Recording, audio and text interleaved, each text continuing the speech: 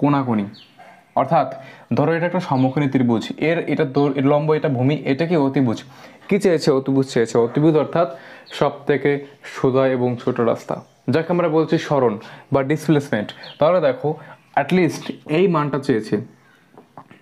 আচ্ছা একটা জিনিস কল্পনা করো, এইটা যদি 60 হয় তাহলে এই অবধি কত হবে? 60 হবে। ভালো করে বুঝবে, পুরোটা কত? পুরোটা 110।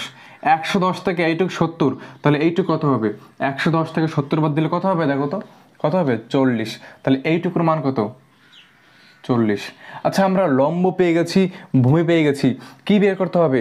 অতিভুজ, অর্থাৎ এই পয়েন্ট থেকে এই পয়েন্টের দূরত্ব। তাহলে দেখো অতিভুজ ধরি এটা এসি, তাহলে এসি এ স্কোয়ার সমান সমান, অর্থাৎ আমরা পিথাগোরাসের উপপাদ্য পড়েছি, অতিভুজ স্কোয়ার সমান সমান লম্ব স্কোয়ার যোগ ভূমি স্কোয়ার। তাহলে এসি স্কোয়ার সমান সমান লম্ব কত? 60, অর্থাৎ 60-এর স্কোয়ার